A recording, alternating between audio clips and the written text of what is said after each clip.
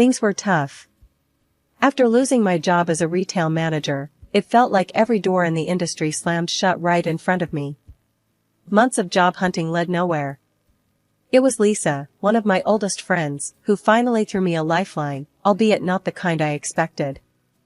"Tessa, why don't you help out Tom?" she suggested one afternoon as we sipped coffee at my cramped kitchen table. "His place is a mess since his wife passed, and he could use someone to tidy up and maybe look after Jamie, the little one." I needed the cash. Desperation edged out pride, and I agreed. Lisa set up the meeting, and 2 days later, I found myself standing at Tom's door, my stomach in knots. Tom opened the door, a man in his mid-40s, with weary blue eyes and a tentative smile. "You must be Tessa. Lisa told me a lot about you. Come in, don't just stand there." The apartment was larger than I expected, a bit of dust here and there, but it felt like a place sucked dry of life, echoing with a silence that spoke of its missing joy. "Let me show you around," Tom said as he led me through the living room filled with pictures of a woman with a bright smile, his late wife, I assumed. We moved on to the kitchen, which looked like it hadn't seen a proper cleaning in weeks. "I know it's a mess. I'm not around much, work and all. And Jamie, well, he's 9. You can imagine." Tom chuckled dryly, his gaze flicking away. "There is also Mike, my eldest son, but he lives separately." There was an awkward silence before he hastily added, "So, about the job, I guess Lisa told you the basics?" "Yeah, cleaning, cooking a bit, and helping Jamie with his homework?" I confirmed. "That's about it. You'll have free run of the place during the day. I just really need someone to keep things afloat here." I nodded, understanding the weight of his admission. "I can do that, Tom. You can count on me." He showed a small, relieved smile. "Thanks, Tessa. Let's see how it goes, yeah?" Tom introduced me to Jamie that evening. The kid was a mop of untidy hair with curious eyes and a suspicious look as he sized me up from his spot on the living room couch. "You gonna be our new maid?" he asked bluntly, his voice sharp. "I guess you could say that. But I'm also here to help you out with your studies and stuff," I replied, trying to make my tone as friendly as possible. As I left their apartment that day, I felt a mix of emotions swirling within me. This was not the life I had planned, but somehow, it felt like exactly where I needed to be. The early days at Tom's apartment were like walking a tightrope. I kept busy scrubbing, cooking, and learning the ropes of managing a household that wasn't mine. It wasn't long before the place started looking more like a home than a storage unit. Tom seemed appreciative, though he was a man of few words. One Tuesday morning, I was elbow-deep in suds, scrubbing a stubborn stain off a frying pan when Jamie wandered into the kitchen. His hair was even messier than usual, and he had that scowl that seemed glued to his face. "Hey, you missed a spot," he said, pointing at a corner of the floor I hadn't gotten to yet. I rinsed the pan and turned to him, wiping my hands on my apron. "Want to give me a hand?" I asked. He rolled his eyes. "No way, that's your job." "Sure, but wouldn't hurt to help out a bit. Maybe learn something useful." I shot back with a half-smile, hoping to tease a bit of cooperation out of him. Jamie huffed, crossing his arms. "Whatever." That afternoon, I caught him struggling with his math homework. Numbers spread out on the table like they were parts of a puzzle he couldn't put together. I sat down next to him, my fingers tapping the table lightly. "Stuck?" I asked, glancing at the jumble of equations.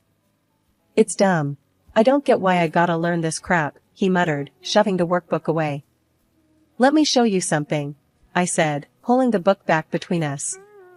For the next hour, I broke down the problems into steps that even I would have understood back in school. Slowly, Jamie started getting the hang of it, and when he solved the last problem on his own, he couldn't hide a proud grin. As days turned into weeks, I found myself more involved in their lives than I'd originally signed up for. Tom started coming home earlier, sometimes even helping with dinner. One evening, while I was chopping vegetables, he leaned against the counter, watching me work. "You've changed things around here, Tessa. For the better," he said, his voice low and sincere. "More than that. You're making us a family again." The word family hung in the air, heavy, but not unwelcome. I nodded, unsure of what to say, focusing instead on the carrots I was slicing. Tessa, Tom continued, hesitating for a moment. I was thinking, maybe it's time we made this arrangement a bit more permanent. I stopped chopping, my heart skipping a beat. Permanent? Yeah, I mean, if you're up for it. I could use someone like you around, long term. Not just for the cleaning and cooking, but, for everything. The offer caught me off guard. I took a deep breath, considering the weight of his words. I'd like that, Tom. I really would. From that point on, things felt different. Easier, somehow.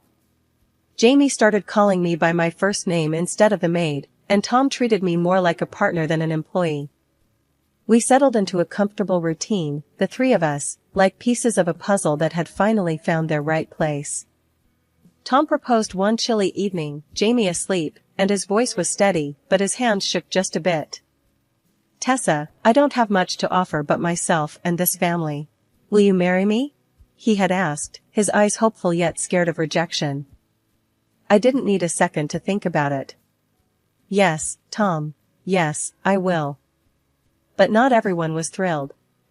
When I told my mom, she was less than enthusiastic. He's 14 years older than you, Tessa. And those kids. Are you ready to be a stepmom? Her skepticism was like a bucket of cold water. We love each other, Ma. That's what matters. And Jamie and Mike? They're great kids. I can handle it, I countered, but she wasn't convinced. And so, she came around, showing up at the mayor's office on our wedding day in her best dress, her smile tight but genuine.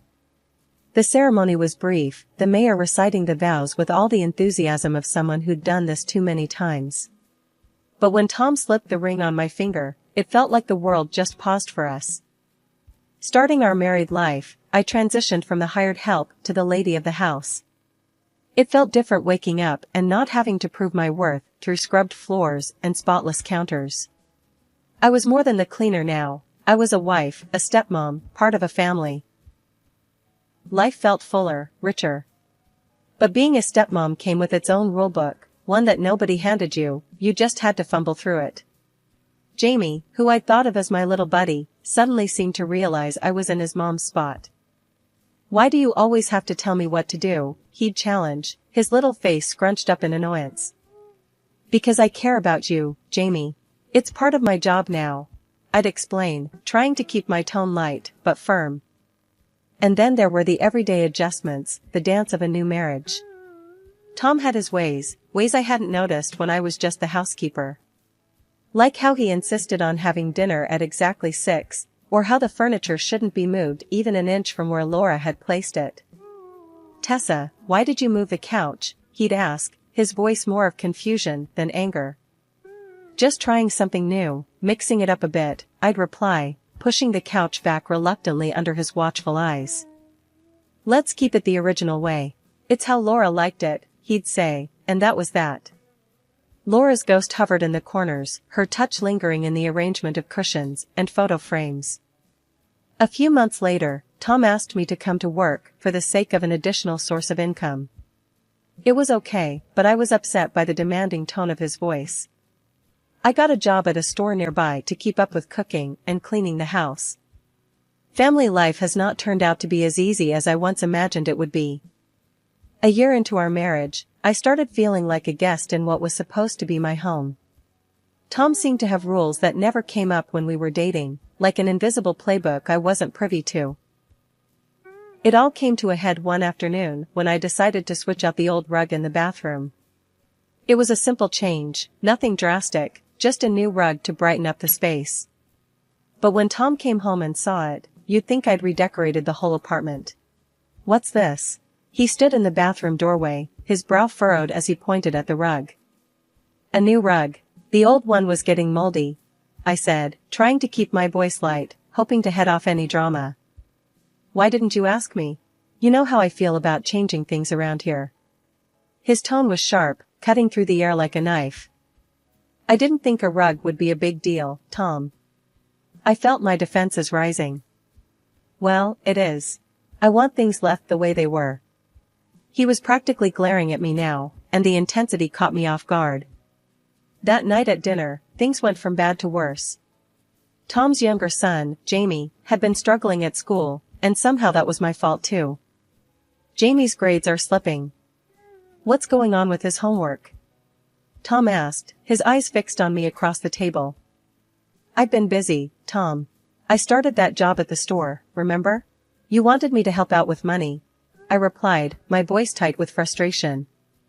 So you're just going to let everything else slide? He was accusatory now, his voice raising a notch. I'm doing my best here. I shot back, feeling the weight of his expectations, crushing me. It doesn't seem good enough. The house is a mess, and you're not keeping up with Jamie like you used to.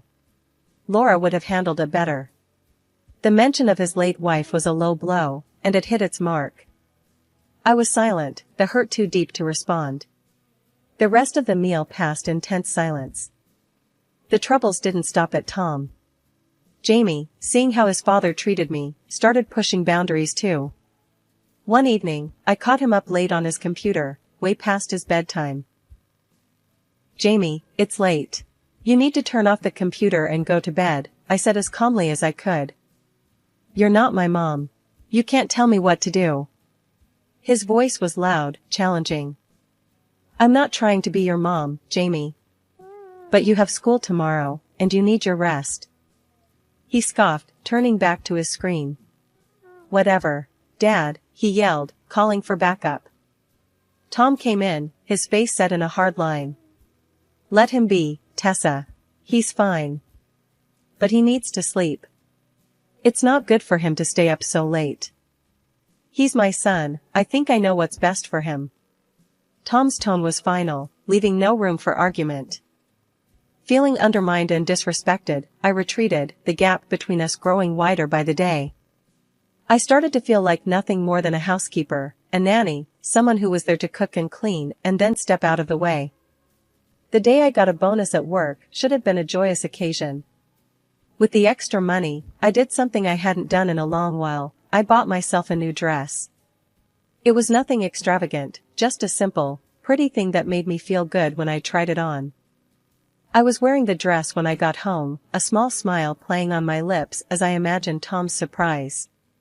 He noticed all right, but not the way I had hoped. What's that? He asked, his tone harsh as he eyed my new purchase.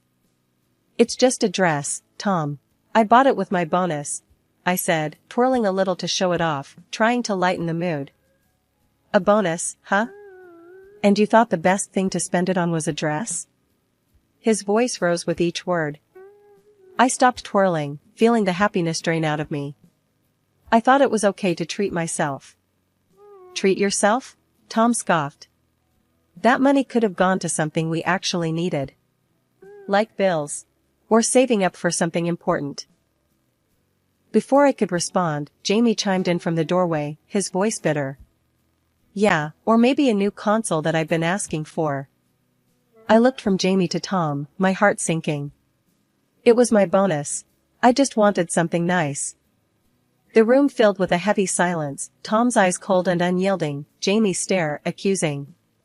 That night, they both started treating me like I was invisible, not a word or a glance in my direction unless absolutely necessary. This silent treatment went on for a week. Meals passed in silence, my attempts at conversation met with cold shoulders and dismissive grunts. It was like I didn't exist in my own home. But life has a way of testing you with more than you think you can handle. A couple of years later, during the pandemic, my mother passed away. It was a sudden and heart-wrenching loss, leaving me to inherit the family house, a large, old structure, along with a significant sum of money. When I told Tom about the inheritance, his eyes lit up in a way that made me uncomfortable. We'll move there, he declared one evening, looking over the property papers. It's bigger, and the school near there is perfect for Jamie. I nodded, too drained from grieving to argue or to ponder his sudden interest in my inheritance. Yes, maybe a new place will give us a fresh start, I said, hoping his intentions were as genuine as my wishes. We'll start packing up this weekend, Tom decided, already making plans. Packing was a slow process, each item a memory, each box a step toward a new life I hoped would be better. As the moving day approached, I found myself observing Tom and Jamie, watching them discuss room arrangements and renovations for the new house. Their enthusiasm was hard to gauge. Was it for the new start or for what the new house represented? That morning, I wasn't feeling great, my head was pounding, and my stomach was in knots.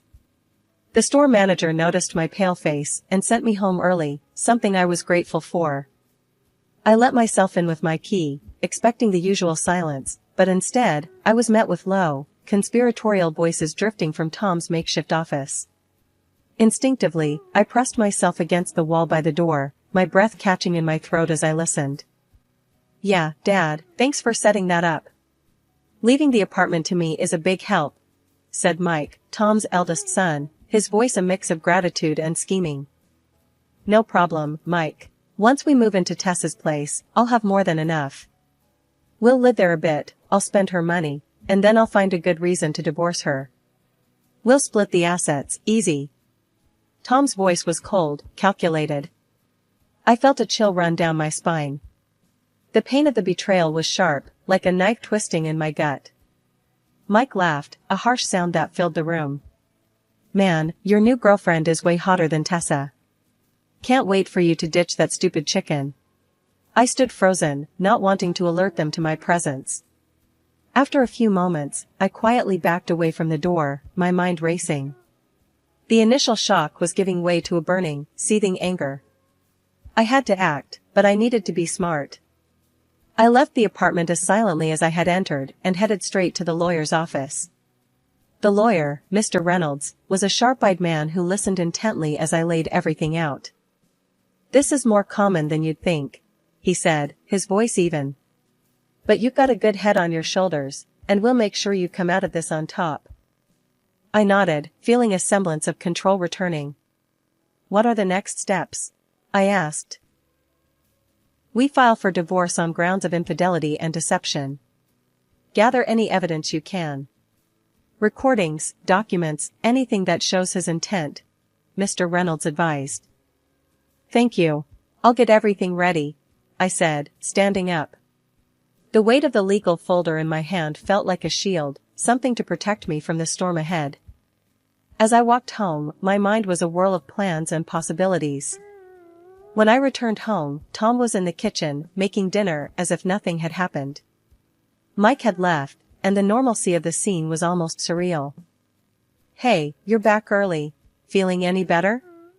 Tom asked, looking up from the stove. I forced a smile, my heart pounding in my chest. "A bit, yeah. Just tired," I said, keeping my voice light. "That's good. Dinner will be ready soon.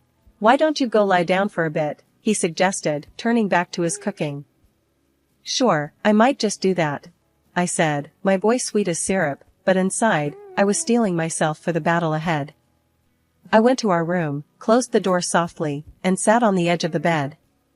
The next few weeks would define the rest of my life. I wasn't just going to roll over and let Tom take everything from me, not without a fight. The morning of the move felt different. I had everything planned down to the last detail, and Tom had no clue about the storm that was about to hit him.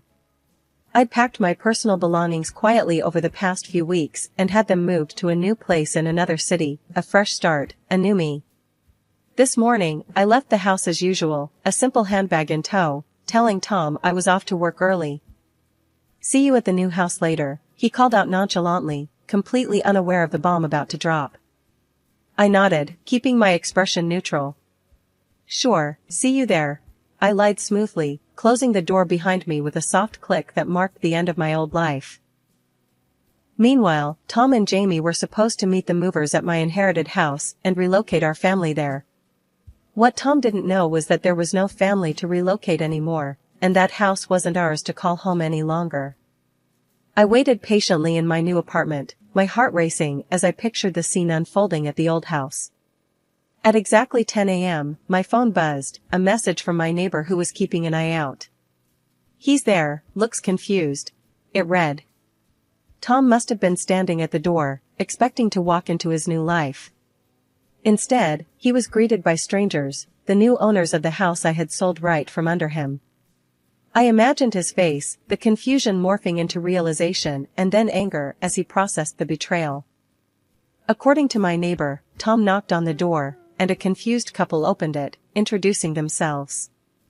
"We just bought this place. Who are you?" they would have asked, just as baffled by the presence of a moving truck full of furniture. The movers, equally perplexed, started asking where to put the boxes, and Tom, flustered and furious, tried to call me.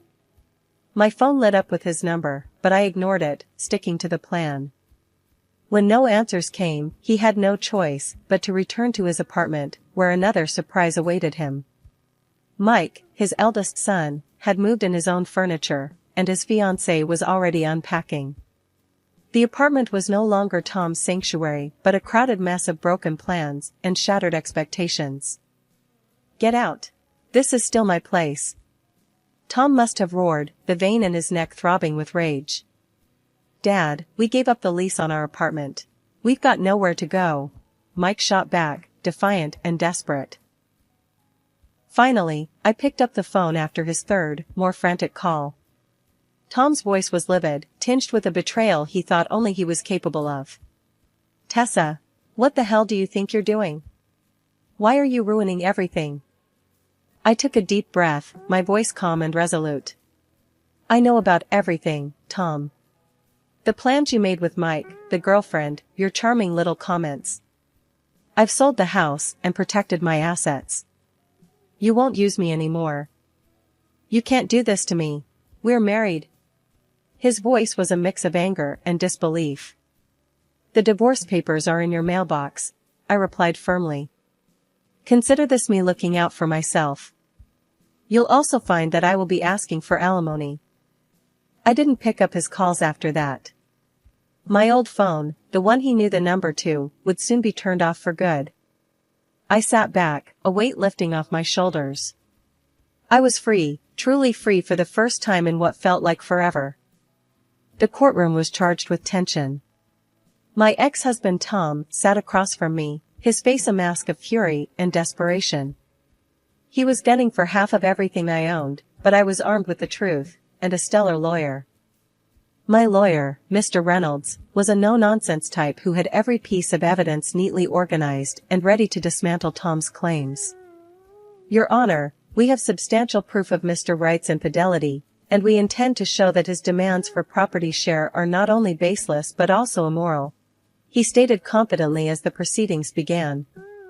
Tom's lawyer tried to paint a picture of a broken man wronged by his wife's sudden departure, but it fell flat as soon as Mr. Reynolds presented the evidence.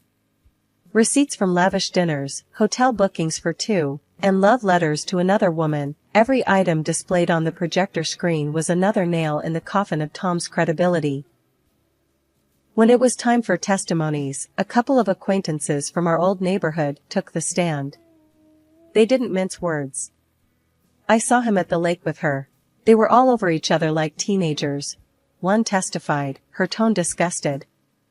Tom's lawyer tried to counter, arguing about the legitimacy and relevance of the evidence, but it was clear the judge wasn't buying it. The atmosphere was thick with Tom's silent rage, I could almost feel it across the room. Finally, the judge delivered her verdict. "Given the evidence of infidelity and deception presented by the plaintiff, I find it impossible to grant any property claims to Mr. Wright. Furthermore, considering the income disparity, Mr. Wright is ordered to pay alimony." Tom's face went from red to white, his mouth opening and closing like a fish out of water. It was a sight I didn't enjoy, but it was justice, plain and simple. His mistress had left him once she realized there was no lavish lifestyle waiting for her, especially when she found out she'd have to share an apartment with his sons and his eldest son's fiancée. "I'm not going to be a free housekeeper," she'd said, echoing the irony of my past with Tom. As for Tom, he ended up exactly where he put himself. His battles with his eldest son over space and responsibilities were the stuff of local gossip. Jamie, the younger one, turned into a defiant teenager, harder to handle every day without a steady maternal influence. Meanwhile, I was building a new life far from that chaos. I took up courses in graphic design, something I'd always had a knack for but never pursued. The community here was vibrant and supportive, helping me network and establish a small freelance business. I was happy starting over.